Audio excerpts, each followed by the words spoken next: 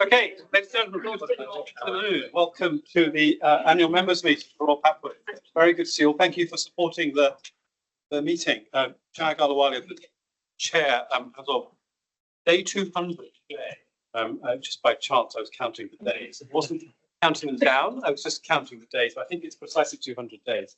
Thank you all for coming. I hope you're going to enjoy the afternoon. We've got a mixture of looking back, a little bit looking forward, and two really interesting talks in part two. So do take part in those. Can you all hear me online? You'll get a chat. And please do put in online, colleagues. Thank you for joining. Also, your questions in the chat. We can't see the questions, but we will come back to them towards the end of part one. Great. Loud and clear. Thank you, Jack. Can colleagues at the back hear me? You may not be able to see me because I'm challenged in the height direction, but if you can hear me, that's fine. Thank you. Okay, great. So today's running on. So to give you an outline of what we're going to do in the next sort of 1 hour 55 or so minutes, we'll try and get you away by 3:30. So the highlights of the past year, some news on governor elections, a review of the quality accounts, a review of the financial position. You shouldn't read anything into the order of the priorities there. Finance is very important, so just to say. And then part two, we have two features of health inequalities and the new enhanced recovery unit. And there'll be an opportunity for colleagues both in the room and online to ask questions at the end of part one, and then after the end of health inequalities presentation, and at the end of the new enhanced recovery unit as well. And I know my colleagues who are doing the presentation are looking forward to lots of questions on your presentations. So thank you for that. Okay, Sam. So sure what as my expression says, but just to acknowledge John Walwork, who stepped down as chair of the board after about 10 years, I think, and 42 or so years working for Royal Papworth. It would be remiss not to just acknowledge John, to say again a thank you. This is the first meeting John won't have chaired for that time. And what we build upon is to a large degree down to John's endeavours and determination, particularly the building of the new hospital and getting that through. So to say thank you to John. Just some personal reflections very quickly. I'm not going to detain you on this because there are too many to choose from, and I'm not going to. I try not to pick up too many individually because there's lots of good stuff going on. So it is 200 days precisely today. I've really enjoyed the time. Actually, the words that come to mind is one of privilege and pride to be associated with Royal Papworth. So I'm genuinely grateful for the opportunity to be both a member of the board here and the chair. Although it didn't feel like that during the interview process last July, I have to tell you, it's quite a long day. I've had the chance to visit lots of areas, 15 steps of visibility rounds, particularly with Maura and also with governor colleagues and matrons. I've done some evening visits of late. I would encourage those who are governors and others in staff to visit, particularly governors, to visit the hospital at night in the evenings. It's a very different beast. There's more time to talk to people, but there's more time to also see what even isn't working in the organisation. Managed to visit the Huntingdon office as well and see Shalini here from the Huntingdon office. There's a lot of people that work in the Huntingdon office that help keep the hospital's operations going day to day. So I think it's important to remember colleagues there as well. The recurring theme in my head was one of committed, enthusiastic, hard-working staff. They were invariably cheerful. I think when they saw me, not when they saw me go, but they were always being committed, happy to talk. And there's a great pride expressed by many staff who I met, but also staff were willing to share issues that weren't working. We've got fantastic clinical outcomes and great services, and that applies to both clinical teams and teams alike. And I don't think we should think about outcomes as being a clinical outcome alone. They don't happen without everybody else contributing to that piece as well. So, and all the teams contribute to that effort. We are only as good as we are as a result of collaboration. I think that's a key bit of what we want to keep on pressing home. I've met with staff, with governors, with some network chairs, had some great discussions last week with network chairs from the Women's Network and also the LGBTQ network chair. And we've hosted, Eilish and I and others, external visitors, not least including the Chief Executive of the NHS last February. It seems like a long time ago, and other visitors. But there's also much to do. Lots of small gains, fixing bits of doors that don't work, steps that are not accessible for colleagues. And Trevor McPeace has been brilliant in the Access and Facilities Group in highlighting some of those challenges for some of our patients and indeed for some of our staff. And there's also some big picture stuff that we've also got to fix. But they're both designed, both groups of those improvements, benefit of patients and the staff. Just on my last slide, thank you. But I've just chosen 3 big things that we're going to focus on in the years ahead. The last one, the strategy, will be informed by looking backwards as well on how we've done the last year and prior strategy. But we need a new electronic patient record. The EPR is the new electronic patient record. Our current one runs out in 2027, definitely stops working by 2029 because our contract stops. This is a big piece of work because this is the bread and butter of how we work as a hospital in the 21st century. And that's important for our staff, for whose experience is not the best it can be with the current systems we have. For our patients, we want our patients to be more engaged still with their own management, and we need to have access to that technology for that. And to other stakeholders, we have lots of referrals in and out of the hospital. We live on a campus. We need to think about how does our EPR work with our campus partners and broader research partners. So that's a big piece of work, and it's a big money item as well. And but we need to work our way through how we make that decision. The second piece, and these are definitely not in any order, is a big focus the board has had on the culture of inclusion for our staff. So although our outcomes are brilliant, and our inpatient survey, which some of you might have seen just not that long ago, suggests we're in the top few hospitals in the country in terms of the inpatient experience of patients, our staff experience remains really poor in some areas, particularly to do with bullying and harassment, particularly the treatment of staff from ethnic minority backgrounds, particularly the sense of not feeling heard or included. And so the board has done a lot of work in the last few months, led and pushed by Una and the workforce team in particular, but supported by the whole board, executives and non-executive directors alike, to focus on this. We had a very good day yesterday at the Muller Centre at Churchill College on trying to get engaged about 120 of our leaders in the trust on this. And the drive behind it, just to cut off of the past any thoughts that this is a woke issue, it's not. The evidence base for happy and thriving staff and staff who feel included and the impact that makes on the outcome for patients is overwhelming. It's a very clear connect. So this is stuff we have to do. It's not a business, it's not a luxury, it's not a discretionary effort. This is really important to make sure we have the best outcomes for our patients. But also, we don't want to keep on losing our best staff because they don't feel included or they're not able to thrive. So this is a business decision as well. But it's also morally and ethically the right decision. We need everybody to have an opportunity to progress and be treated fairly. That's what we don't see universally across our staff survey. So this piece of work is really important. And it's going to be a fundamental part of what Papworth needs to be going forwards. And it's building upon many years of work. So it's not a sudden change in direction, but we do need to focus on this. And the last is the 2020-2025 strategy. Well, 2025 is next year. So this strategy comes to a natural end. It needs to review how well that's done and then revise and refresh the strategy going forwards from 2026. Now, much of what we set out to do will also reappear in different focus and emphasis in 2026 onwards. For example, we need to be really mindful, how do we work with the integrated care boards, integrated care system? How do we work with our campus partners? We're on this campus now, but have we made the best use of being co-located on this Cambridge biomedical campus? So that's a key part of our strategy. What opportunities do we have in innovation, in education and training, as well as clinical excellence and sustainability? So we need to look at all those issues in the emerging strategy, and I know governor colleagues and others will be involved in supporting the executive in the refresh and rewrite of that strategy going. So they're the 3 priorities I'd pick out. There are lots of others. Nobody's been left out because they're not important, but these are some of the big ticket items I want to bring to the fore. Now, so with that, over to Eilish now to look back over the year. Eilish, thank you very much. Hello and welcome everybody. My name is Eilish Midlane and I have the privilege of being the Chief Exec here at Royal Papworth.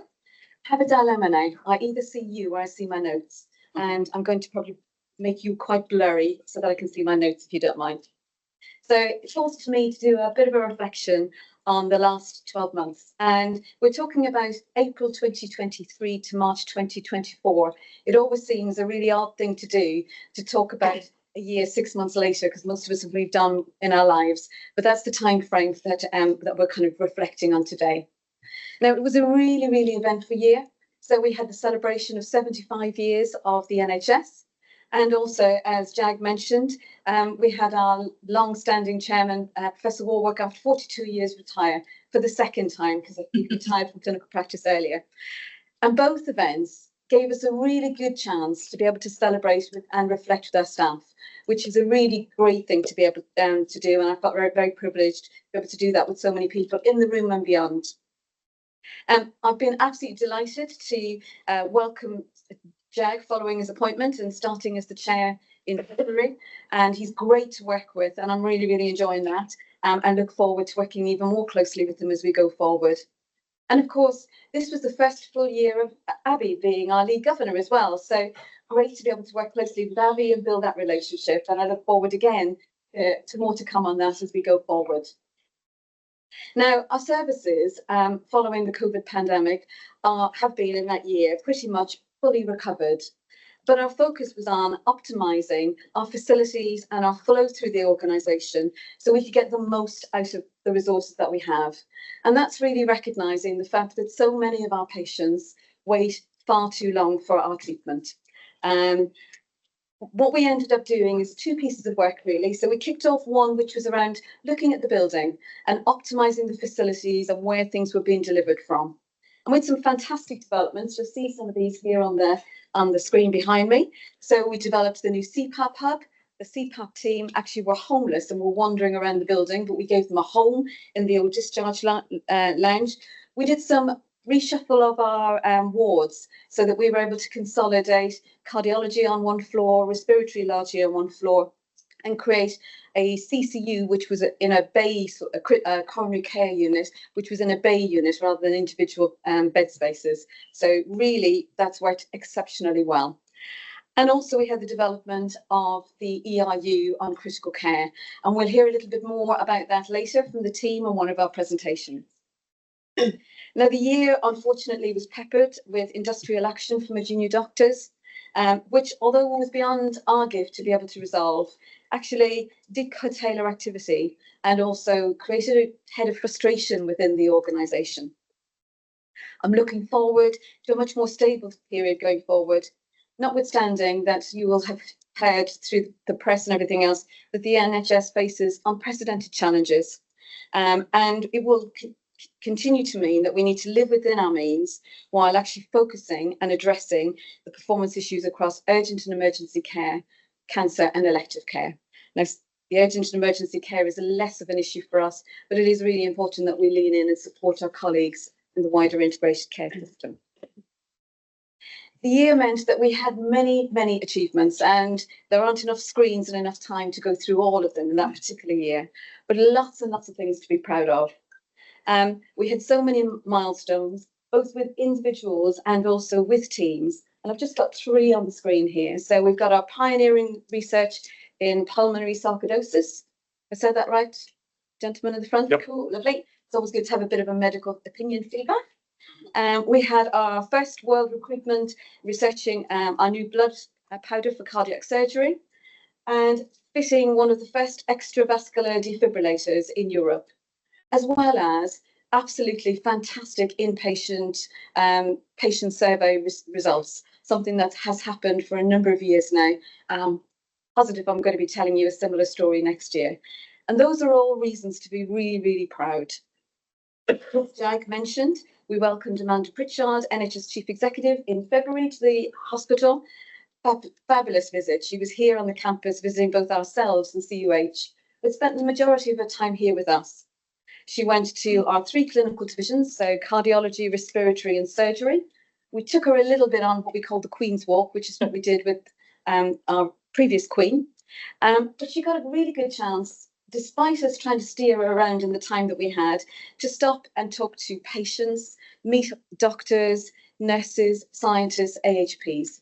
And we had to try and almost restrain her from going into rooms to talk to patients because she was so engaged in what was going on. And she described at the end that Papworth was the jewel in the crown of the system and the East of England. And that was a really, really proud moment for those staff that heard that, and for me particularly. For myself, in terms of the achievements that we've had, I take in particular delight from those that have pushed the boundaries of excellence, but done that through collaboration with partners. And some of that is ICS, campus partners, the university, industry partners, but actually really importantly between our teams. And as I said, our inpatient survey proves just how amazing our staff are at working collectively for the good of our patients. Now, Jag again has stolen my thunder ever so slightly, because despite this excellent patient feedback, I think it's safe to say that staff have told us through our national survey and our more local internal surveys that their experience is not always consistent. It's not consistent across the organisation, and it's not always consistent with our values. And that's been echoed through some of the stories that we've sadly heard through Trust Board and other forums, where staff recount stories of their experience, and it's a bit of a yin and yang. So some of them are really positive, and then you can have another which just it breaks your heart. And we've got to do better. And as we move through the year, we're committed to accelerating our cultural transformation journey that we've been on now for a number of years. And we're committed to making inclusion and fostering a sense of belonging front and centre of everything that we do, and creating the space to allow people to really, at a local level, progress that agenda. We continue also to support people as much as possible. So we continued with our half price food and drink, which is very popular in our very popular restaurant. We've had free and discounted travel for people coming to work, wellbeing support in the form of mental health practitioners and facilitators. And we know from our staff, actually all of these elements are really appreciated, particularly in the current climate.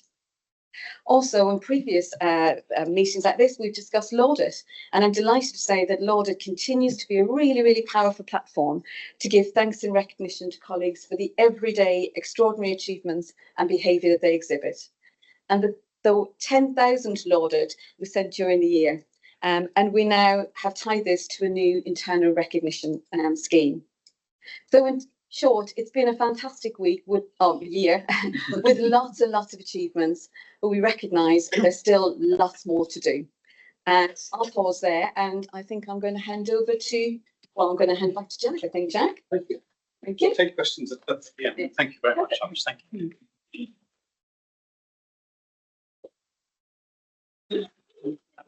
Our lead governor, and I'm very pleased to welcome Abby along, and she's going to share what the governors have been doing over the course of the last year to support the trust. Thank you. So first of all, I'm Abby. Nice to meet you all. What are governors? Well, we represent you, the members in the hospital, and we hold the non-executive directors to account. Our job is to assure ourselves that things are being done for the patients and decisions are made with patients in mind. It's important to say we are not making decisions. We are just making sure the decisions made have patients as the basis of those decisions. We also hold the NEDs to account for the performance of the board.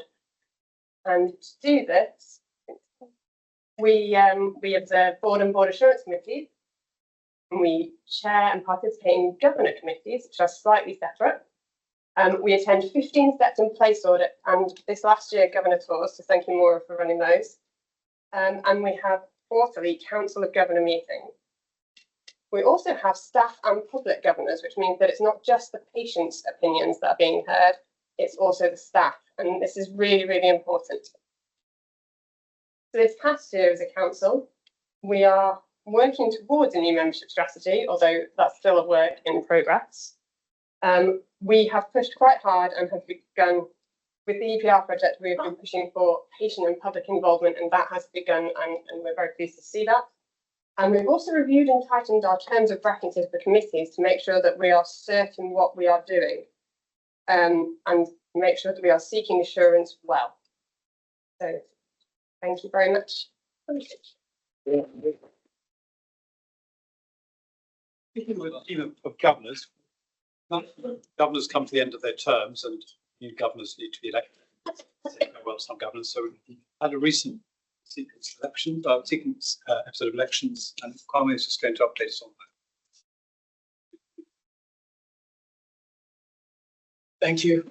Kwame means Associate Director of Corporate Governance.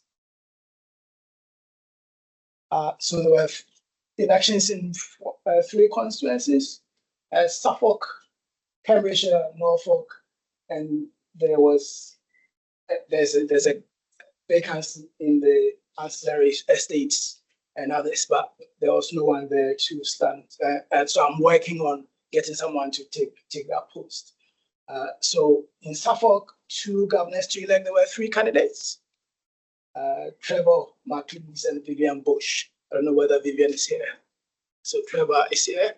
He was re-elected, and Vivian Bush, who is a new governor, basically. And in Cambridgeshire, Ian Harvey and Rachel Mahoney were elected. Ian is here, I think Ian is here. So Ian was re-elected, and Rachel is a new governor. In Norfolk, 2 governors to elect, 2 they were unopposed, Deborah Cooper and Martin Kenneth Hatch. I think Deborah Cooper is here. If you can stand up for people to see you, please, yes. So Deborah Cooper is here. And as I said, to repeat, I'm working on getting someone in the other post ancillary estates and others. Thank you. Thanks. Again, reiterate what I said this morning, Councillor. I've got a really warm welcome to all newly elected governors and to re-elected governors as well. And a sincere thanks on behalf of the Trust to governors who are stepping down at the end of the meeting. So a huge thank you to you. So thank you for that. I'm going to move on now to the quality overview, and delighted to introduce Maura Friedman, our Chief Nurse, who's going to look at the year ahead and the year to come, but also the priorities year ahead, also looking back to what we've delivered last year. Yes, thank you very much, Joe. Firstly, I need to update my photo. I've embraced my lighter tones, so it needs a new photo. So I'm just going to reflect a bit on the fantastic achievements that Eilish spoke about earlier in terms of those big things we're doing, in terms of innovation, making treatments better for patients. But underpinning all of that is basic care, and the quality of care needs to be absolutely tip-top to allow us to move that next step. So that's very much what we focus on when we think about our quality accounts, making sure we're getting all of those things right. So last year, so when we're thinking of 23-24, one of our big priorities was introducing the new PISA framework.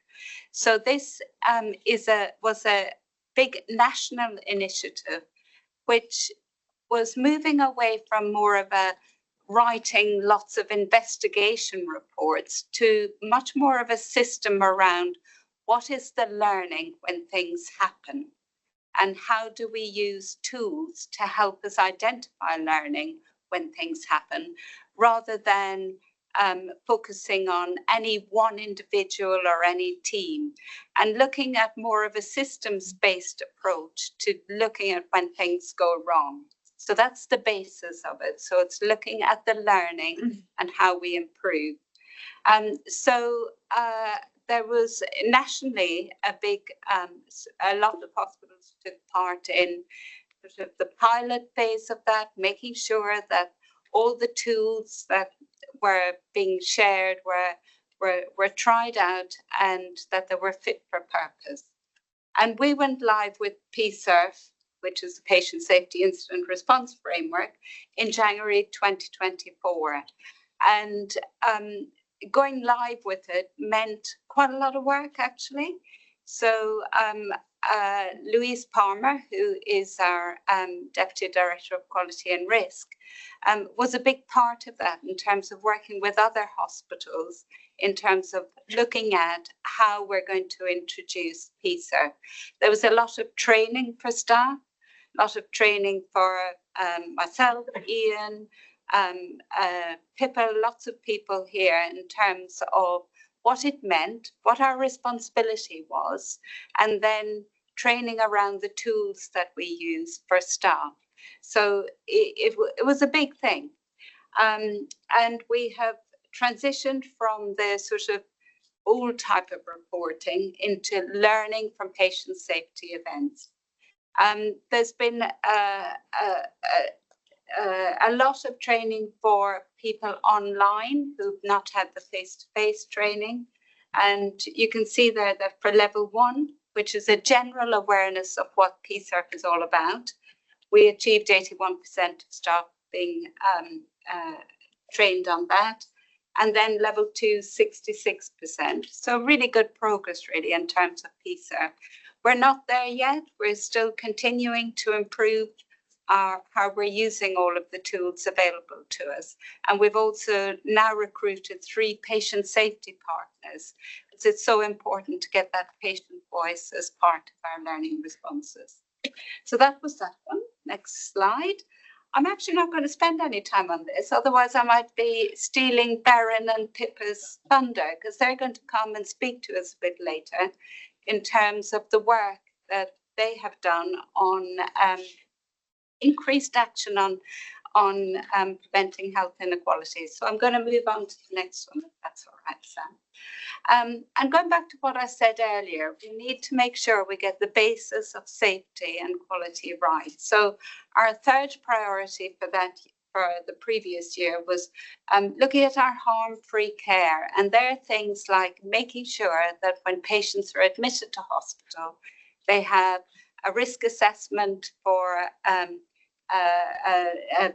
VTE. So you'll have seen that in our reports. You'll have been part of the journey we were on around improving compliance with making sure that patients are risk assessed, and it's documented when they're admitted to hospital. And we have made real progress in that, actually. Our compliance is now up to 93, 94% almost continuously, which is great. Also, pressure, ulcers and falls. These are real things that do harm to patients when they're in hospital.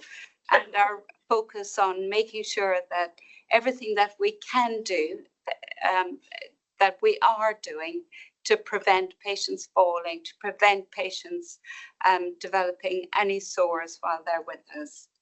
And there are a list of things there in terms of the things we've done around that. So a lot of it is education. It's about looking at themes and making improvements and sharing those improvements with other departments.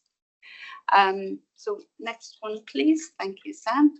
So reducing surgical site infections. I think I've got a bit of a name for I can never stand up without talking about surgical site infections, and implementing the sort of continued improvement work we've got around that.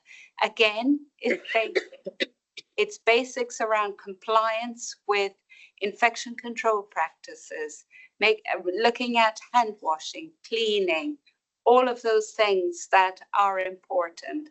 There's some other things there that we've listed as well, the work that was completed in that year around decontamination, around ventilation, just making sure that we've got our assurance processes in place and structures in place that, in terms of being able to look at every single aspect to make sure that things are working as they should be. We've introduced specialist type of wound dressings to help wound healing. And we've also engaged with outside organizations. We've invited people in to look at our practice to see, are we missing something? thing. And that's all part of the learning, a learning culture in an organisation, inviting scrutiny. And we've also gone out to places. We had a visit to Liverpool Heart and Chest Hospital, and actually they also had a problem with surgical site infections. But it was fantastic to share with each other what we're doing about it, and you know, taking back things, both sides, in terms of improvement. And the work continues with that as we go forward into 24-25. And then the last one, which again links in very much with what Eilish and Jag referred to earlier in terms of our staff experience and how we improve resourcing and retention of staff through developing and teaching people line management skills, and also improving how we manage everyone's talent in the organisation, not just a few, but everyone's talent in the organisation. And a lot of that work that was done last year forms the basis of a huge amount that's already been done this year, isn't that right, with your team? So that they're the 5 priorities that we focused on in 23-24 and made really good progress on them. So then when it comes to looking forward for 24-25, we continue with the work that we're doing with all the other things, and we track that and monitor that. But then if we were thinking, so where do we put our focus now, and how do we decide? How do we decide on the areas of focus? Who contributes to that? And that's done by consulting a lot of things really in terms of our priorities in the trust, but also our patients, our staff, PPI. We came to PPI to discuss it. We discussed quality and risk. That we chose 3 areas of focus for this year. The first being diabetes. So a lot of our patients, because of the nature of their illness, have diabetes as a condition that they live with. And it's for lots of our patient groups. It's not just surgical patients that come in and we're trying to deal with surgical site infections. It's everyone. And we recognize really that our guidelines for diabetes needed updating. There is an education need for our staff in terms of managing patients with diabetes, providing medical oversight, so having a diabetologist to support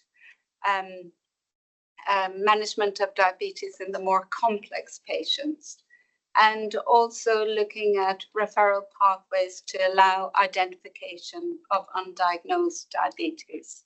So that's a really exciting area actually of focus, and we've already launched the new guidelines, funding for the diabetologist, and so lots of progress has already happened, which is really exciting. Then moving on, nutrition and hydration. We get a lot of feedback through our friends and family tests on patients' opinion of food, hydration, all of those things that are really, really key. Again, fundamentals to care. How can people heal if they're not adequately nourished?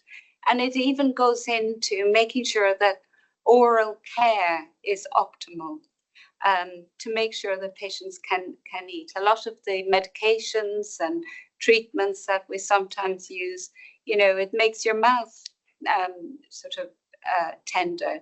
It also alters tasting food. I see some nods. So it's making sure that we've got everything that we can do to optimize people's ability to be able to eat and drink properly. So we've re-established the food and nutrition group, increased choice of food.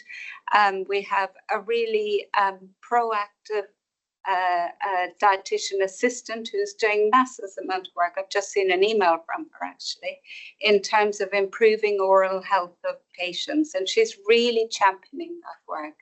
Improving communication between ward teams and housekeepers, and also putting new guidance in around managing food waste, which is also really, really important.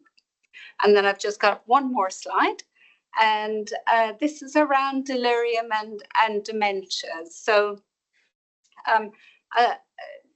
many of our patients, when they're in hospital, whatever hospital you're in, sometimes get disorientated, develop delirium, which is transient. It does go away.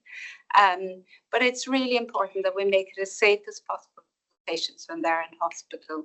Also, patients with dementia, making sure that we've got everything we can that is in place to keep them safe while they're here. So there's a working group working on guidelines, working on strategies and work plans around what we're doing around dementia, delirium, and making great progress. We've done a bit of a gap analysis around what we should be doing, so we know the areas to focus on, and also incorporating nice guidelines in that. So I hope that gives you a bit of a picture on the absolute fundamentals that we need to do to keep our patients safe, to make sure we're learning all the time from things that happen, so that we can progress, and we can progress with the great things that it does in terms of innovation and improving care and treatments. Thank you very much.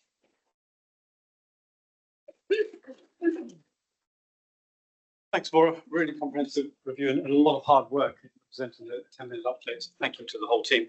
So very pleased to introduce Sophie Harrison, our interim Chief Finance Officer, is going to cover the finance situation, the national context, productivity word, and some of the stuff we have to legally report as well, but which is really relevant to Papworth going forward. So Sophie, thank you very much. Over to you. Thank you. Good afternoon, everyone. And it's really, truly a pleasure to be able to talk to you today. You'll notice the interim up there. I've been in this role for 12 months now, but prior to that, I was Deputy Chief Finance Officer here for a number of years. So I've written a lot of these slides for CFOs in the past, and it's a genuine pleasure to get to do it myself today. So thank you very much.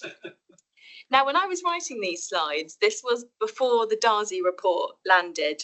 And of course, I'm sure you will all have eagerly digested the 400 plus pages that report contains, particularly the technical annexes, which are mine and Eilish's favourites as data geeks. And that talks a lot about the national context. But I hope you'll indulge me. I just thought it would be helpful to set the tone really around the financial context of the sector before we talk about Papworth's position within that. And I'm going to specifically talk about the last financial year. Eilish has talked about a number of our successes, but we also know that we had a huge amount of disruption last year with the industrial action. And what that really meant in terms of our funding position is, although there are billions upon billions of pounds that sit within that national budget for revenue spending in the NHS, the additional pay settlements from last year and the costs of meeting the industrial action really drove an additional amount of cost into the NHS pound.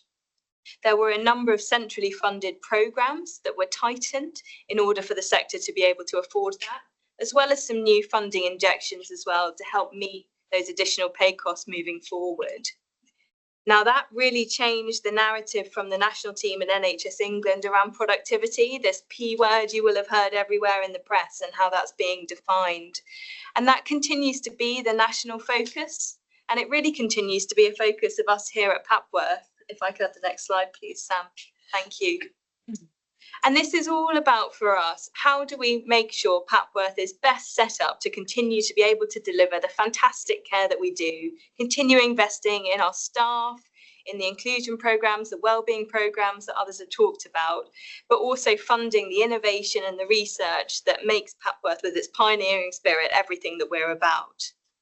And I've just included on this slide some of the examples of the things that we've been doing over the last year to really understand our productivity as an organisation and make sure that we are being as effective and productive with the NHS pound, our staff resources and everything else that we have in this fabulous building across the way.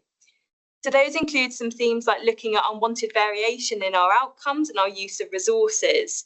That even goes down to the level of detail of the type of products and equipment that we're procuring and using. Are we really maximising how much those are costs? Are we working with our partners across the ICS to achieve best value so that we know we're doing things in the right way, freeing up our resources to really focus on patient care? We've also been doing a huge amount of work looking at how we employ staff through our agency routes and our temporary staffing routes, and really critically making sure that we are wherever possible and wherever right in the confines of safe patient care, reducing the agency and temporary staffing, those premium costs over and above our baseline establishment, again, to really focus on the quality of service and staff experience we provide. The next slide, please. So what impact is it having, you might ask? Well, I'm sorry, this is probably tremendously small for those of you in the room, but what this chart shows is the change in productivity in 23-24 compared to the previous year. And all of these blue/grey, depending on your perspective, lines, these are individual hospitals across England. This green line is Papworth, and then the purpley, pinky, reddy, again, depending on your colour choice, other specialist trusts within England. And what this shows you is that Papworth is performing in the best quartile of trusts in terms of that step change of the amount of activity that we're delivering and how that compares to the costs that we are putting into our organisation. And that is down to that focus and being really clear at a baseline level, what are the right resources that we need to deliver the exceptional care that gets delivered here. And this grip and this understanding is what's going to put us in the best possible place moving forward to afford that lovely new electronic patient record system that Jag has talked about, but also to continue investing in our staff welfare, our inclusive culture, and our ambitions to make this the best possible place for our staff to work.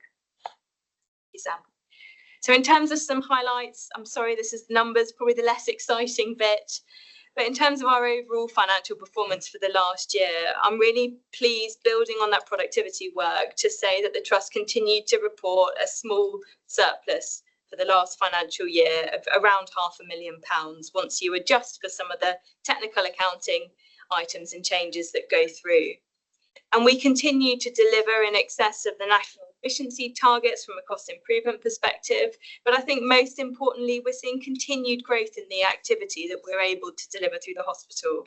We know it was particularly challenging last year with the industrial action, but to still be able to meet and grow and deliver more with the resources we have is a really special and unique place to be, and I think should really be celebrated, because that is not necessarily the same case everywhere across the country. Next slide, please. In terms of our statement of financial position, cash remains in a very strong place of around £80 million. And again, that's important because that helps support our future ambition around the electronic patient record. And that's very much what those cash reserves are there to support as we move forward. It's not cheap, new technology in the NHS. That's one thing we know for sure. And we're in an excellent place with those reserves moving forward. Finally, I just wanted to touch on the financial statements and value for money audit. So these are the two opinions that we get from our external auditors, KPMG, who we work very much in partnership with. And they come into the organisation every year, as they do lots of other trusts up and down the country, and they look at two things. They look at the arrangements of the trust from a value for money perspective, and they assess whether the controls and the processes we have in place, the decisions that we've made throughout the year, are delivering value for money for the taxpayer. And they particularly look at how they secure economy, efficiency and effectiveness in how we use our resources. And I'm pleased to say that again this year, building on the last few years, the Trust achieved the highest rating. So what's listed there, no significant weaknesses, that's brilliant, prudent accountancy talk. That is the highest rating that we can possibly achieve. And I think gives a lot of assurance around the arrangements we have in place as an organisation. The second piece they look at is our financial statements. So they will trawl through our accounts and our our financial books in detail to make sure that we're accounting for things in a true and proper way in line with the accounting standards. And I'm pleased to say again, there were no concerns or no errors and no misstatements identified. So fantastic work there from the finance team, for which I'm particularly very grateful. So all of that, I think, to say, just to wrap up, is that the context is challenging and it can be unsettling, but Papworth is in a good place to help build upon where we are now in terms of our strategic objectives moving forward. And I think that is down to the huge amount of work, the culture that we have in the organisation, and it's a very positive place to be. So thank you very much.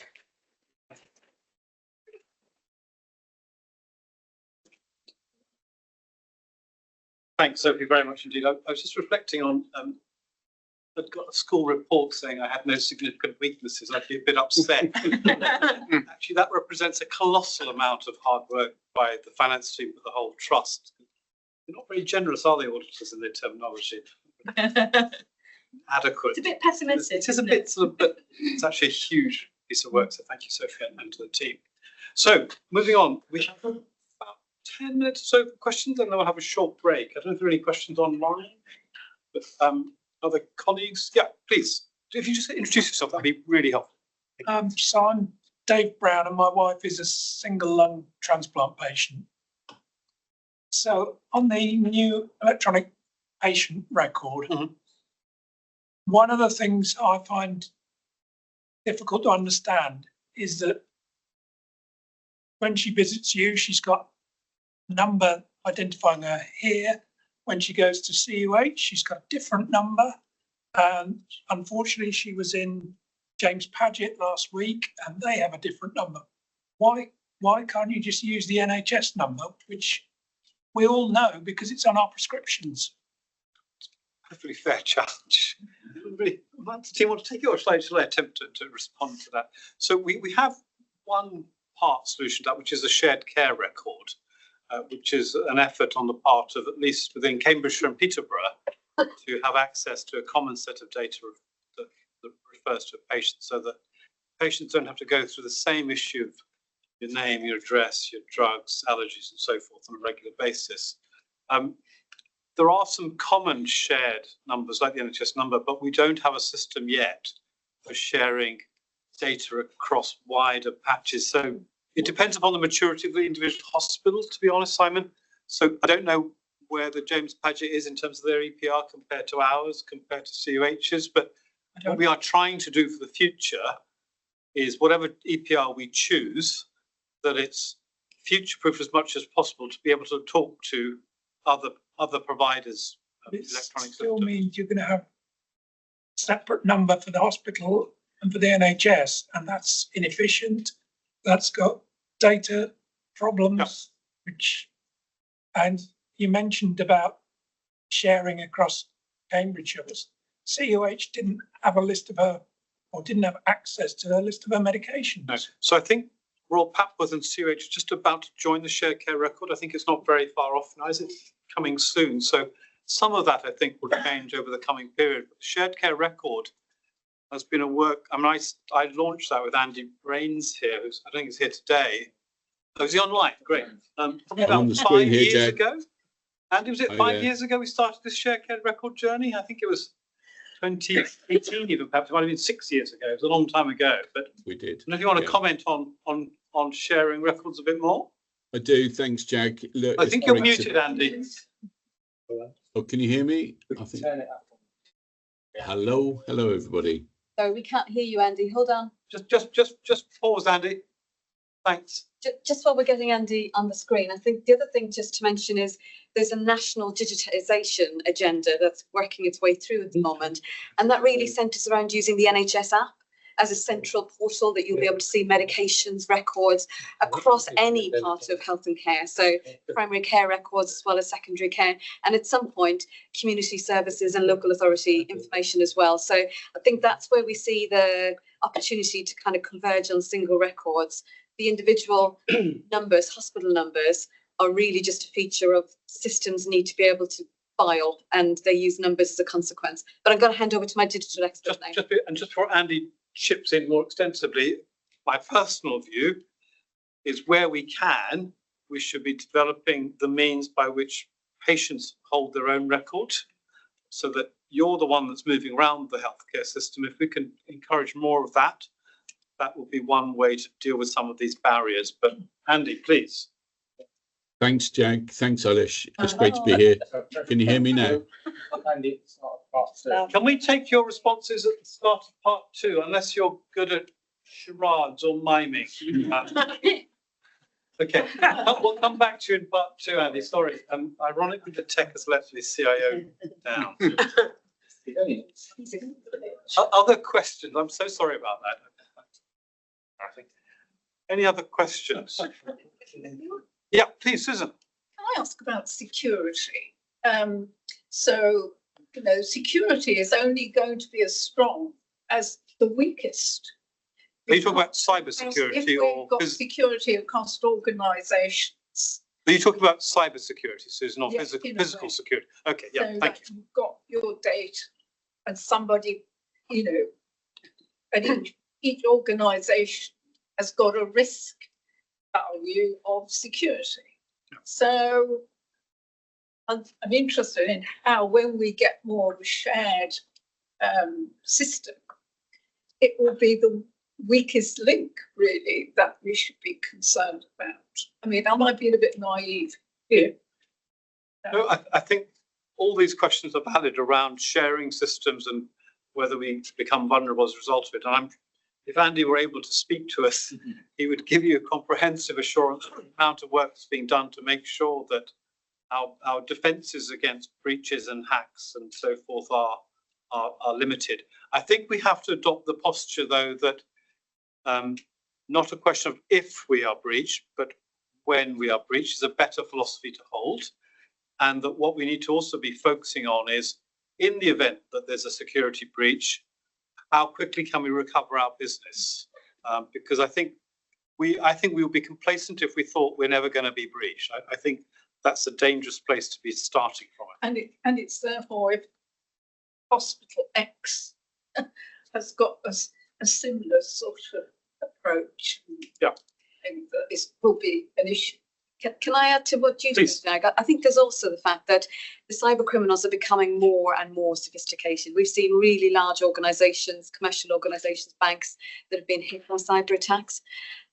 When you have small, perfectly formed organisation like this, actually the amount of resource that we can put to the protection is, in terms of physical people, is much more limited. So in many respects, actually coming together and sharing data but using common platforms actually allows you to invest all of your resource and expertise in order to stop those attacks. But Jag, I completely agree with you. In the world we live in, this is not any longer a case of if something will happen. It's around when it happens and what you've invested in order to make sure that you've got your recovery well and truly established. thanks. And just the other thing, I've noticed we talk a lot about defences and the technological defences. Just to remind us all in the room, the biggest defence we have is our own behaviours when we're dealing with the systems. We need to start with that. Now, by the dint of magic, we have got a virtual Andy Rain in the room to talk to us, just to give some benefits. Real, you can touch me. Perhaps that's inappropriate. Modern I don't have to speak publicly that often. That's why I'm online. Yeah, I won't touch you, that's okay. But if we're just going to comment on those two questions around interoperability, well, talking to each other and not having to have the records missing in a crucial consultation or repeating the history and so forth. But also And differently use of the single number, the NHS number, yeah. Yeah. So let's take the NHS number first of all. So I think for now, well over 2 decades, the NHS has been talking about a single identifier to identify all of our patients.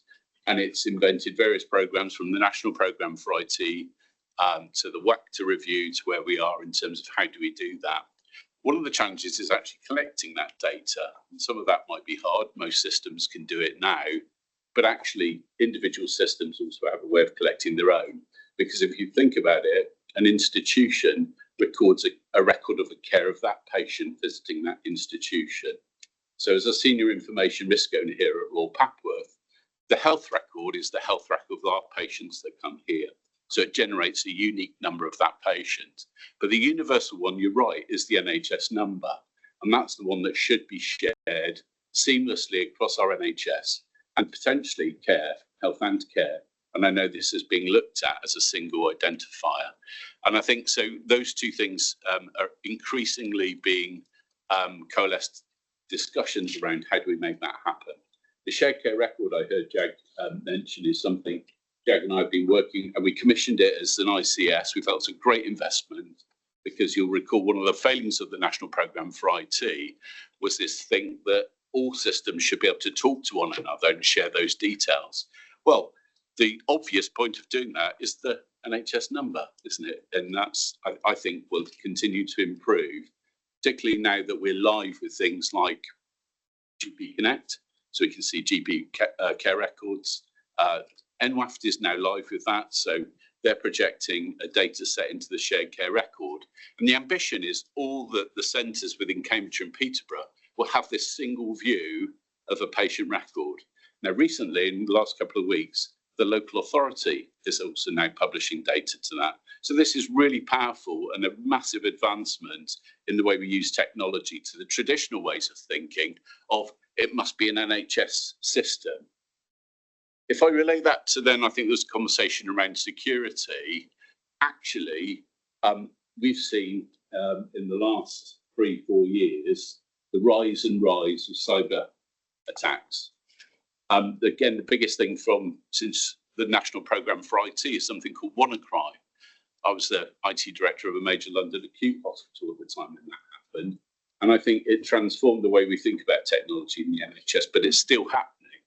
And we've got evidence of that within NHS 111. And the Information Commissioner Officer, I think, has just successfully fined Advanced Health for something like 6 million for that. To Synovis, which is a laboratory system over the east of London that has 3 sites.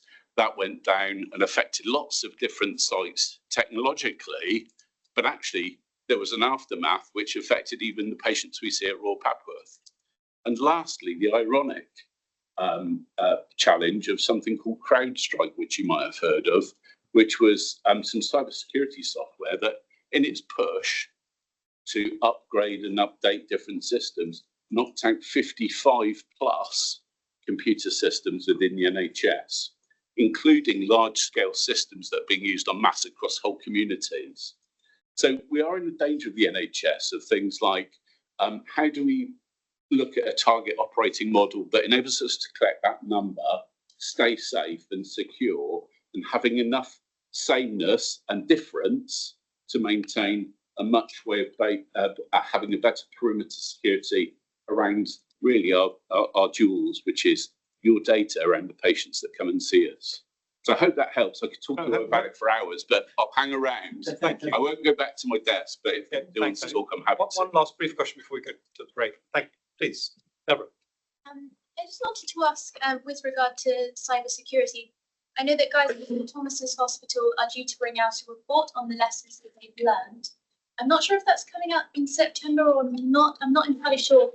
But what are the pathways to investigating that report and implementing it so we can prevent the preventable? Obviously, there will be things that we can't prevent, but how can we learn? Thank you. I don't know if everybody heard that, so I'll just repeat it. No, don't apologise at all. The air conditioning is a fearsome competitor here. So the question really was, how can we learn from the Guy's and St Thomas's experience, and how can we learn to prevent the preventable? I'm just summarising slightly, but Andy. Yeah. So I think, again, we're always very keen to learn about incidents that happen. So one of the guidance that's given to many organisations around in the event of a cyber attack, and we experienced one recently, which wasn't us, but it was connected to have an impact, is not necessarily giving away your position immediately and talking about it. Why? Well, because it can cause worse problems if that falls into the wrong hands, and that situation is perpetuated and leveraged for even worse circumstances. So there's something about the silence of that, although working with partners you do expect to hear, because it actually involves sometimes pulling up your own drawbridges get my metaphor. But I think it is important we learn from them. We do see the reports from WannaCry. One of the major messages from that was patching, making sure you're patching, make sure you're off of old software where you can. Windows 7 was the Windows version at the time in the question of that, and making sure you're keeping well ahead of that. So reports do come out, they're retrospective, but if I gave you an example of the number of alerts that we get on a weekly basis, so I get bat signals to my phone every Monday. We have a patching regime every week, and again, that's not frequent to the level that potentially I could want, but you've got a balanced disruption with service delivery. Security matters incredibly, so all of your infrastructure, what you do to make sure that's up to date, is thoroughly patched, and you've got a skilled workforce that understand it. But most importantly, believe it or not, are you good people? In terms of allowing you, or when you use our technology, that you've got a strong password, that you know what to do in the event that you get a suspicious looking email. And that's what we call insider threat. So the NHS as a whole, it's a massive threat landscape, doesn't it? It's got a massive combination, massive service. It is a massive employer of people. Therefore, the risk is high. So what we have to do then is look at how do you use engineering principles of designing out to stop the problem from happening in the first place. That's hard, but equally you can build sandbags and still the missiles come over the top, through the middle, underneath. So you've got to have a multifaceted strategy that deals with all of these, from proactive activity to reactive to software initiative to perimeter security, zero tolerance. We operate here, lots of initiatives to try and make the best of it. But whenever there's an incident that happens, there is usually a report that comes out afterwards, and we're very quick to get onto that. What do we learn from it? Thank you, Andy, very much. Really conscious of the topic, really comprehensive answer from Andy. And also, we must also resist any temptation to publicly or otherwise say we're secure here, because that's just an incentive for people that want to take up a challenge, basically. So we have to be very thoughtful about how this stuff is discussed in public. I'm going to stop there. There's no other questions online. We're just about 5 minutes over, but I think we can take a 10-minute break and do a bit of catch up. So if we can be back in the room for 1:45, by that clock would be great. Can I just have this? Yes. So we've got a lovely plague at the back of the room, holding our linear graphic, which allow you to see influence obvious cardiac population. Pretend you're Jason sat next to. It's actually Jason who's. Oh, is it Jason? No, words I think. Jason Ali, one of our consultants, cardiac surgeon. If we could lengthen the break. Thank you very well. Okay, so we'll come back here by 1:45. Would be great. Thank you very much. Thank you to everybody speaking this morning. Breaking. And there can be as much as 2 years difference in those two people's life. And it's those differences that mean that people get sicker more than others, and they may die sooner than others. And so to give you some other examples to bring it to life a bit more that you might be able to relate to. So those of us that live in rural locations, it takes us longer to get to hospital appointments. Our public transport systems might not be so good. So people living in rural locations, delayed diagnosis and delayed access to specialist treatment can happen. People who live in low income households are less likely to have access to nutritious, affordable foods and poorer access to space in order to be able to exercise. So they're more likely to suffer from obesity than other populations, other areas may do, putting them at greater risk of type 2 diabetes and certain types of cancer and heart disease. And then there also be different communities within our system who are at greater risk of developing type 2 diabetes. And that might be due to genetics, but also because of dietary and toxic dietary practices that make it harder for people to self-manage those chronic conditions. So these are all health inequalities that lead to different health outcomes. So that 10-year difference in life expectancy that you've just imagined is something that actually exists. A statistic comes from the difference between men living in the poorest areas of Peterborough compared to the men living in the most affluent areas of Cambridge. We're quite a small system and it's a huge difference, and that's something that we're wanting to tackle. And we know that in the poorest areas of our health system, there are greater rates of smoking and alcohol use and obesity, and that can lead to earlier deaths from cardiovascular disease, cancers, and respiratory disease, all things that are incredibly important to us here at hospital. And so we wish to tackle these, and in tackling that, we mean that we want everybody to have equal access to excellent healthcare and the opportunity to have to live healthy lives, and that those differences shouldn't matter. And if we get it right for those vulnerable groups, then we get it right for everybody. Next slide. And so what are the NHS doing about it, and what are we doing about it? So you've heard mention the Darcy report that's come out recently. And in there, when you sat and read your bedtime reading, or the shortest readings I might have done, health inequalities and prevention are in there. It remains a really core hot topic for us. And we already have the core 20+5. And to explain that a little bit, that's helping us to focus on those areas of health inequalities where we can really make a difference. So that core 20 being the 20% of the population who are the most deprived, plus the demographics, the areas where we know also suffer significant health inequalities, such as those with learning disabilities and people from ethnic minorities. And then focus on 5 specific areas of clinical care where we feel we can make a real impact. So that's maternity, mental health, chronic respiratory conditions, early cancer diagnosis, and hypertension. So obviously for Royal Papworth Hospital, hypertension and early cancer diagnosis and chronic respiratory care, really key to us. We can make a real difference. So if we think about, in particular, chronic respiratory conditions, reducing smoking rates is an area where it's really recognised that we can make a difference. To stop people smoking will have an impact on those respiratory conditions. And we know that smoking is very high in more deprived areas. That exacerbates those health inequalities. You see in the press lots of work going on around reducing smoking rates, and indeed nationally smoking rates are starting to reduce.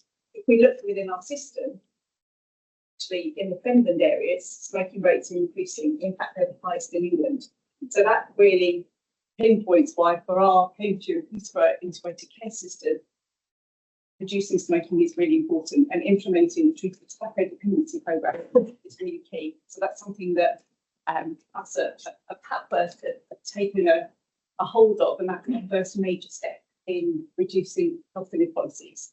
So I'll hand you over to Berin, who's our real talent behind health inequalities, to give you the update on what we've been doing over the last year with tobacco dependency and our future vision for health inequalities. Thank you, Pippa. Thank you, everyone, for having us today. So why do we call it Treating Tobacco Dependency Program rather than smoking cessation? This is because we recognize that nicotine is an addiction and it affects the brain. And we are trying to move away from the stigma that is associated with smokers. So this is why we're calling it Treating Tobacco Dependency, so we can be able to adopt the medical model. So this program is a national initiative in trying to address health inequalities. Last year, the ICB gave some funding to Papworth Hospital and the local hospitals, so we could be able to roll out this program at Papworth Hospital. We did this initially in our cardiology wards in August, and then by the end of October, this was fully rolled out in all our inpatients. I just want to point out that Papworth was the first hospital within our ICS to fully roll this out to all our inpatients. So we are very proud of that. Within the last year, we've seen up to 700 inpatients, and we're actually seeing a very good quit rate. Our quit rate at the moment is 49%. This is significantly higher than the 12% that we see in our research studies.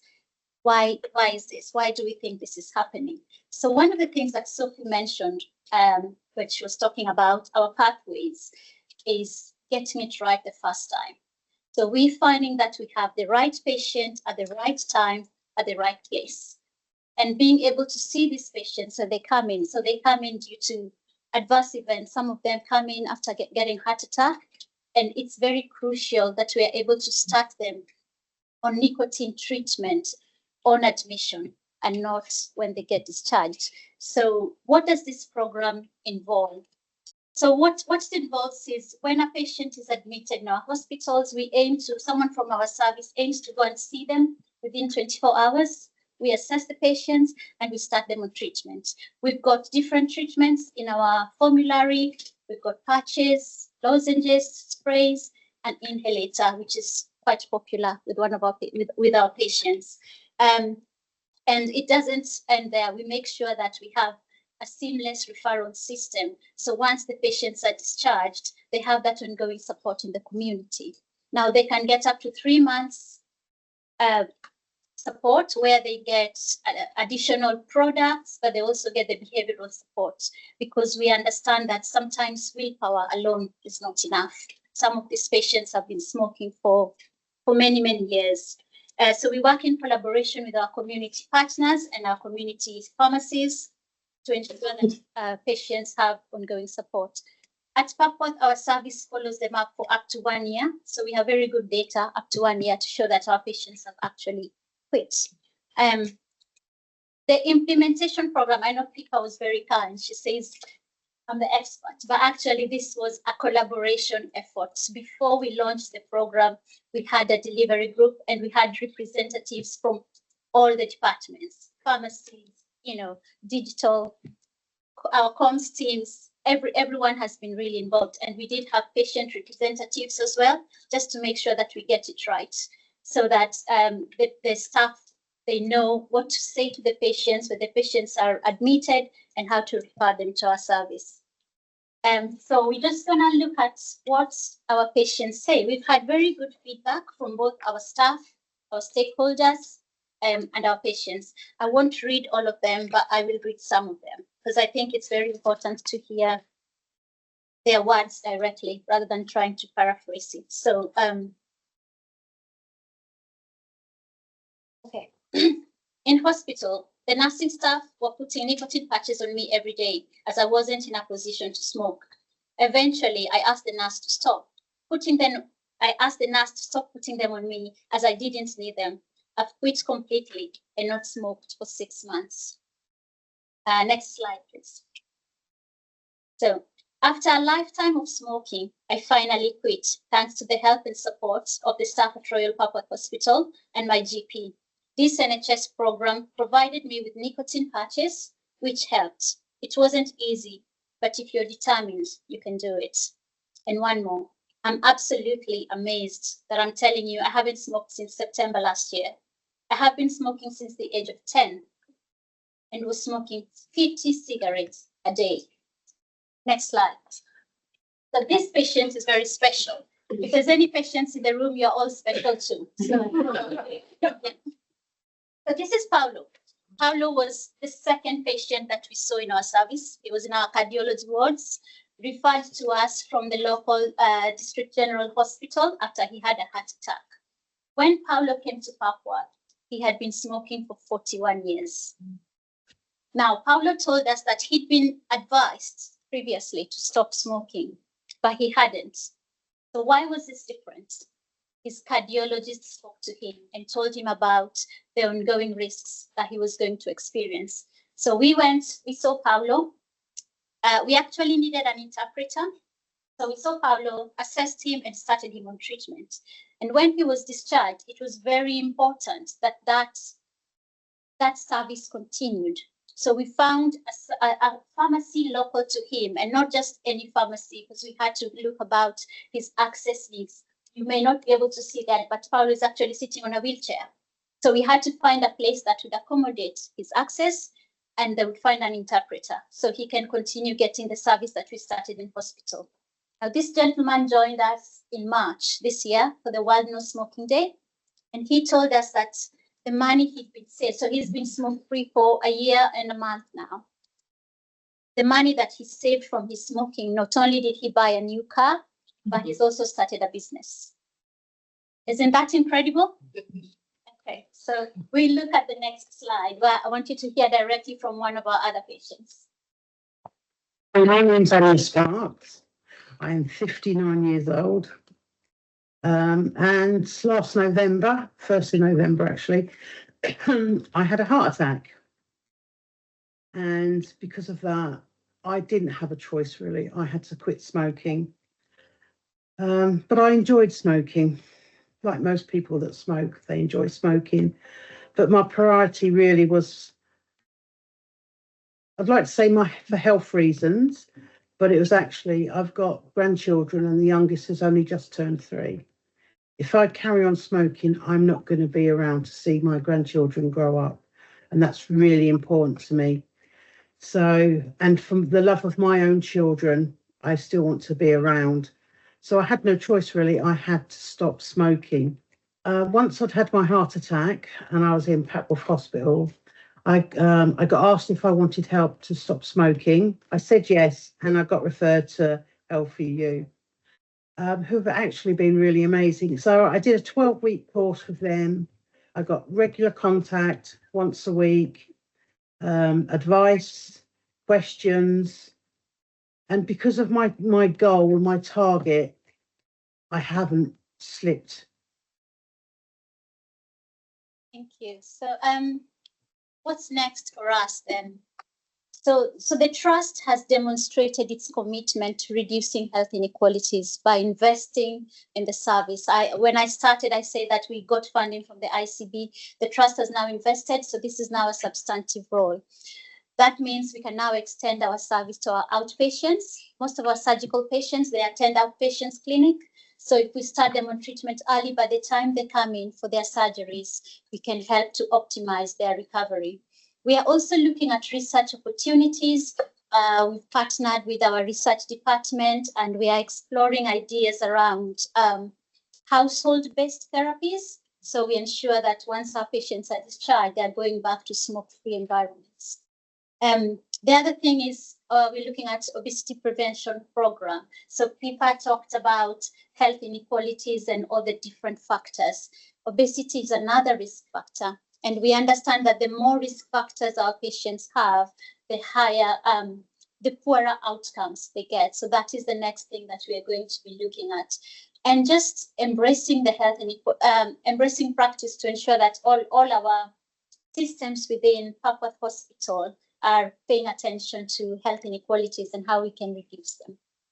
So as we celebrate the strides we've made in improving care for our cardiothoracic patients, we remain committed to providing excellent specialist care to patients with heart and lung disease, because together we can build a future where every life is given the best chance to thrive. Thank you.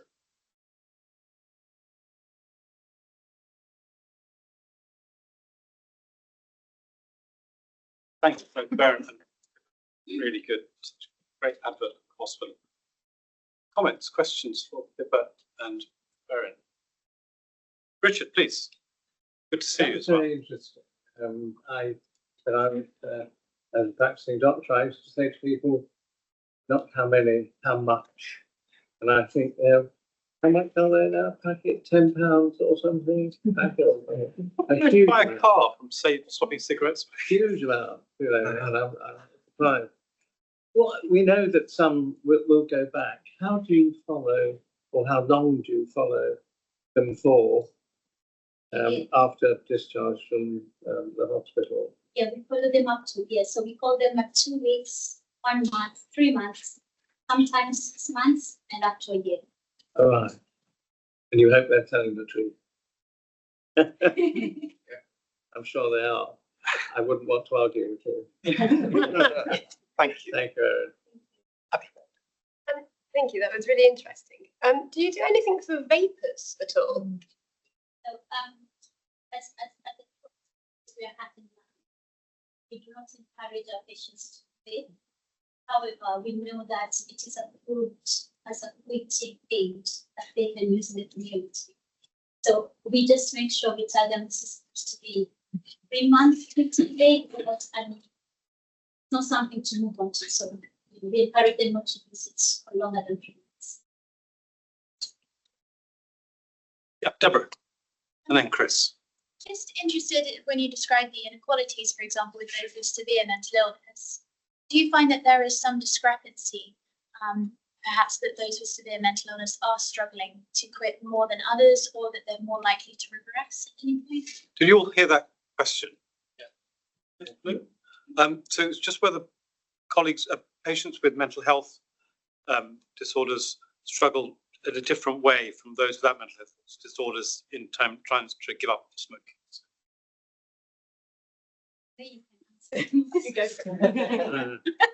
So yes, definitely.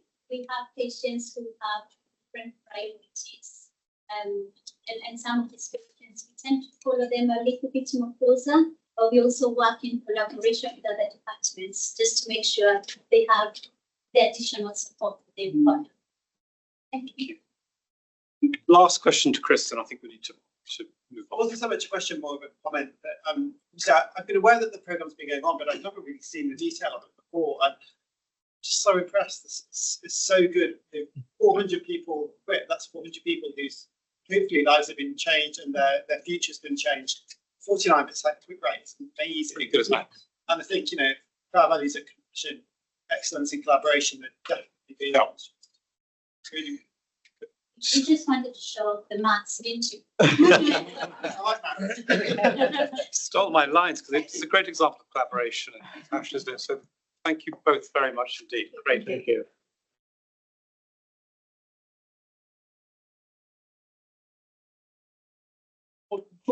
Let's Jason and is it Dornella?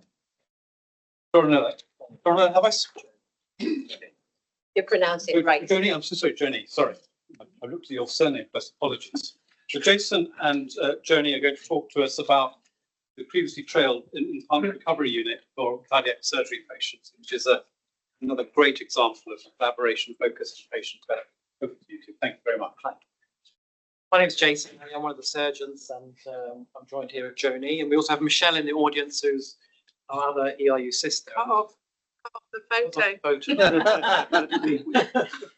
And we're here to talk about the Enhanced Recovery Unit, which is a project which has gone from concept to reality in a matter of months, but has already had significant impact, as I'll show you, on our patients so far.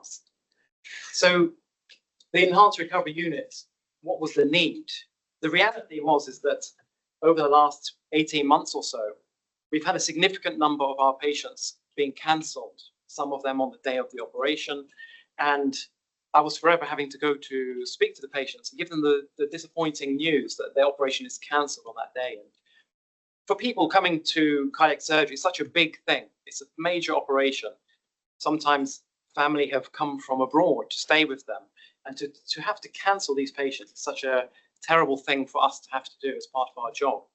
And something needed to change. And why were we getting these cancellations? Well, a significant proportion of those cancellations stem from ITU occupancy. And the reality is that there is competition within the intensive care unit between cardiac surgery and other areas of our work, for example, transplantation, cardiology, and our respiratory ECMO. And that competition was often leading to surgery being the thing that fell.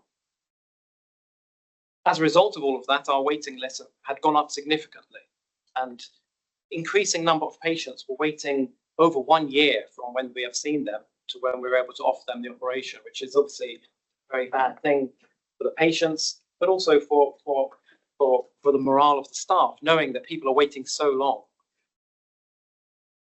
And we also know that from the staff survey that the nursing staff in the surgery, transplant, anaesthetic department, under which critical care fell,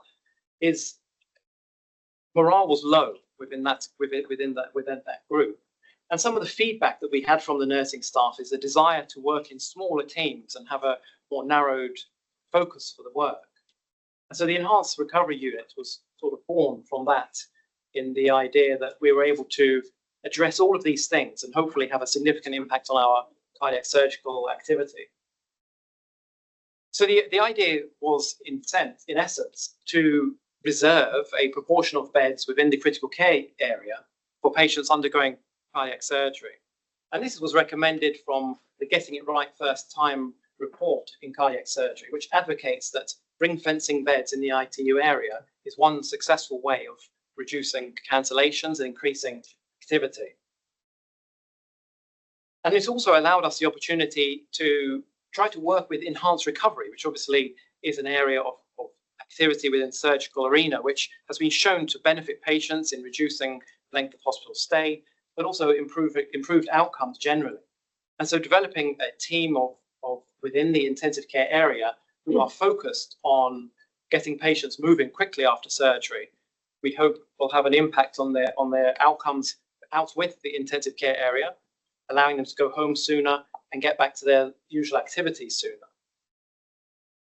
The concept was also that we wanted this to be a nurse-led unit, empowering nurses within the intensive care area to make some of the decisions about how to progress these patients. And this, it was apparent that this is something that was desired by the nursing team in order to improve their sort of satisfaction in their work, and also hopefully allow us to better retain nurses, which was becoming an issue within the intensive care and surgical transplant directorate.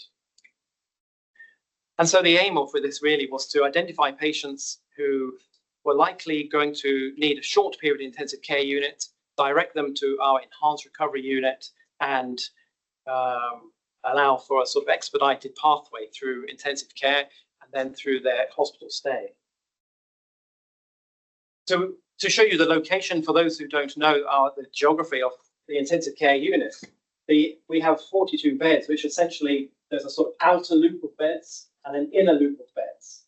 And the enhanced recovery unit sits within this inner loop where the orange colouring is. So as I said, it was a matter of months from concept to reality.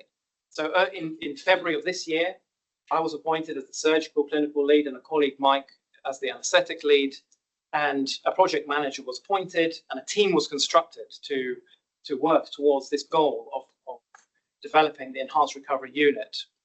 Next was to identify the senior nursing team, and we have Joni and Michelle, who have been instrumental in pushing forward the enhanced recovery unit, and you'll see the amazing results that we were able to share with you. We developed a guideline to sort of provide a framework for the nurses to work within and allow them to develop, and they were part of that, developing the protocol and guidelines which helps it to really integrate this nurse-led element. And over a matter of weeks, essentially, we're able to recruit nurses, some of them from our own intensive care unit who moved, but also some from outside who are excited to be part of this project. Having heard hello, I'm Joni. I'm one of the sisters in ARU, together with Michelle here. So after that concept, we were obviously too much prodding and nagging. We were able to launch on the 13th of May. And obviously we've got Jason here cutting the ribbon, and with our special guest, one of the patients of Mr. Ali here, and all the staff that were recruited to the team. So it was well attended by most of our project management team and the execs and directors of nursing. We were then, on that day, we were open for 5 beds initially. And again, with the help of our project management team, and I'll talk about that in collaboration later. In July, we were able to open to 7 beds. And then quite recently, the 9th of September, we are fully open to what we are expected to open 10 beds. And so far, so good. And the experiences you will see later with our statistics to be presented by Jason. And just to share one of the patient's experience or patient story, Bob from Essex is one of our first patient to avail of this service. He had a CABG or a coronary arterial bypass graft surgery. The day of his operation, he was discharged the next day to the surgical ward. And his experience, as you've said, as shared here was fantastic, and the nurses were superb, and he can remember checking them, monitoring them every time, and he was impressed with the service that he received. I'll pass you over to Jason. Yeah, so just to show you some of the impact that the opening of ERU has had. So from the 13th of May to the end of August, where this data arises, you can see that we have had almost 400 patients go through the ERU. And of those, 90% essentially were discharged within 48 hours, which is a great achievement. 6%, as you can see, were discharged a little bit later, and a small percentage, which we would have anticipated to be the case, are patients who require a little longer. And so those patients are transferred to the main critical care area for the remainder of their intensive care stay. And that is allowing us then to continue to keep the throughput by not the aim of this being a short stay area of the critical care unit. So what is the impact of this on our surgical activity? So this is for the last year. And what you can see is that the arrow, this red line just marks 150 cases. And you can see that in July and August, the last 2 months, we've gone over 150 cardiac surgical operations in a calendar month period, which is the first time that we've been able to do that for over 2 years. And this is attributed to the impact of the enhanced recovery unit. Thinking about cancellations of elective patients. In the 4 months prior to ERU opening, 57 patients were cancelled on the day of the operation. In the 4 months that ERU has been opened, we've had only 5 cancellations of elective patients. So it's a substantial improvement. And naturally, this has then had an impact on our waiting lists. If you focus on the blue line, which is the total number of patients waiting, you can see there was a sort of general upward trend. ERU, opened at this point, and since then you can see that the waiting list has come down. And the other obvious thing from this graph, these grey bars show the cancellations. And you can see here, these bars represent weeks. There are a number of weeks when there's not one cancellation. And this is not just the elective cancellations, this is cancellations of surgical patients. The opening of the ERU has had a substantial impact on surgical patient throughput. So to conclude, surgical activity has dramatically increased as a consequence of opening of the enhanced recovery unit. And what we can see walking in the areas that there is a significant, the nursing morale in the unit is very high. People are excited to be part of this and feel real ownership. And in some ways, it's almost a disappointment if the patient that they're looking after is not awake and sitting in the chair by 6 o'clock the following morning. It's sort of a competition. And that's sort of, there's a real positive atmosphere in the area. And I think that's really important to share. We can see that the impact on the patients is substantial from the graphs, and the patient experience is obviously difficult to quantify for an individual patient because they don't know what it was like before or going the other way. But we can see that it's having an impact on patients' stay in hospital and getting such a high proportion of patients back onto the wards within 48 hours is a real achievement. And I think that overall, the ERU demonstrates what can be achieved with collaboration, because in a matter of months, we were able to deliver this service, and it's already having such a massive impact. And that collaboration goes beyond Papworth. We have already had interest in what we're doing from another local cardiac centre who's interested in coming to visit and to try to implement a similar unit. And I think Joni wants to finish by sort of elaborating on the extent of collaboration that allowed the ERU to become a reality. And just to add about the nursing-led unit, it has also given a chance or opportunity for nurses to develop their advanced clinical skills. It is my pride to announce to you that some of these nurses that we have recruited and progressed into a senior band 6 position, that they have finished their assessment and they've passed the assessment. And so we've increased the cardiac surgery specialist nurses now in ERU. And that would mean that we could continue to cater to the needs of this 10-bedded unit. And this has also given them the chance to be in a smaller team, as what Jason has previously presented. They want to be with a smaller team so that there's more, they know each other, and they socialize with each other, and coming to work is much more of excitement rather than a burden. And I would like to also say that a tremendous collaborative effort to all of our teams within the hospital. I would just like to make sure that I don't miss anyone. And so we would like to thank the nursing team, the director, the chief, the head of the SDA medical and surgical team, the critical care nursing leadership team, Erin and Matt, and also the CCA clinical coordinators. We collaborate with them every day because, you know, all these patients, we need to make sure that they are suitable for ERU, and if they're not, we can move them to critical care. The operations management team, the allied health professionals, the human resources, the strategic project management team is always there for us, communications team, the digital and estates, Eilish and the rest of the execs, the CCA consultants as well. They're very approachable. They've been very helpful in terms of looking after our patients safely and with positive clinical outcomes. So thank you very much.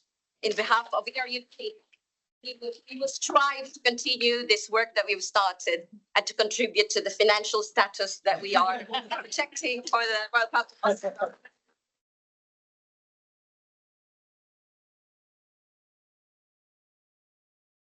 Tony, Jason, thank you. Another great example of collaboration excellence.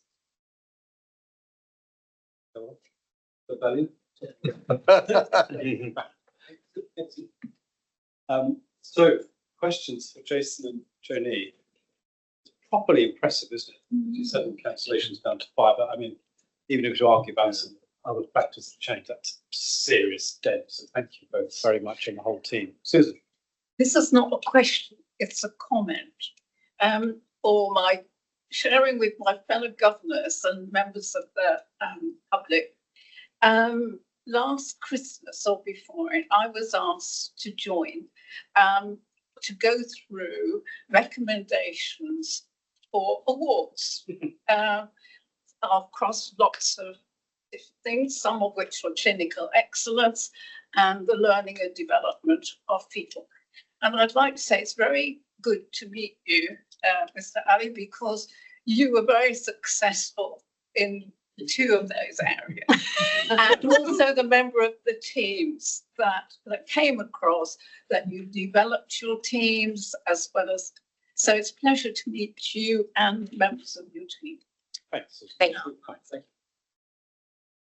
Any other comments or questions for Jason and Joni? Richard, please. Is this being extended across to thoracic surgery or the other types of surgery, which are in? So thoracic surgical patients, the vast majority of them don't require intensive care. No. So the vast majority of those patients will go to the ward straight away after their operation. Any of them who may need critical care, there must be some good reason for that, which probably means that they are more suitable to be in the main critical care area. Other comments, questions? Yeah, Simon. Simon, David. David, so sorry. Dave. So it's your early discharge, but you're discharging to the wards. Is there a program within them to make sure they can cope with all these extra patients? Yeah, you're right. And I think that, of course, the ITU is only a part of the jigsaw. And if there's bottlenecks can move. But I think what we haven't seen that yet. And I think at the moment, the major issue was the bottleneck of the ITU. And so by releasing that bottleneck, you're right that we may find that there are issues down the line, but so far that hasn't been a reality. And I think what comes with enhanced recovery of patients in the critical care area is that they are up and about moving much more quickly, and so go home earlier. So it doesn't lead, it sort of has a positive impact on the whole pathway. But equally, I think this is the beginning of a bigger program that we can look to try to, because enhanced recovery of surgical patients is a concept that starts from before they arrive in the hospital, as well as many things that can take place whilst they're in hospital. And the ERU is a trigger almost for us to think about those other areas, which we'll look to work towards going forward. I know from personal experience that it goes across other hospitals, because I had a stroke earlier this year and I was part of the early discharge scheme.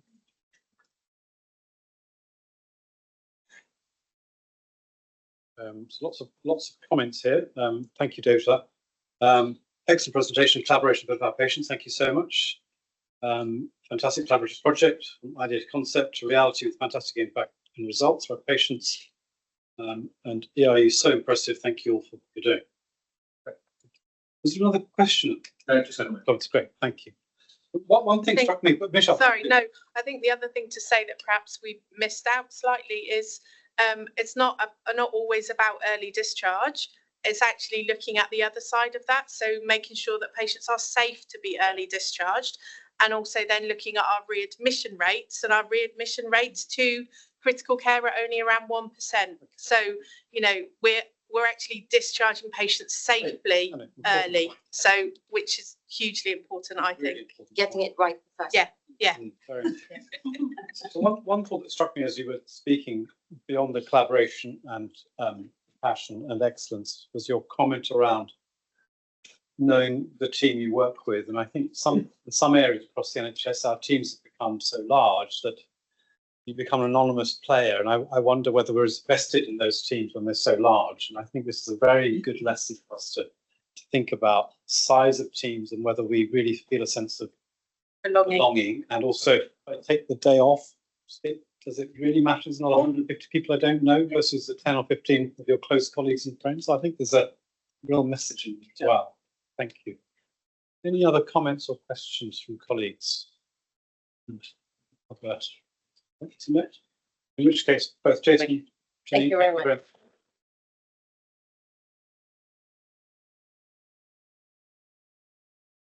Brings us at 3:28 to the end of the annual members meeting.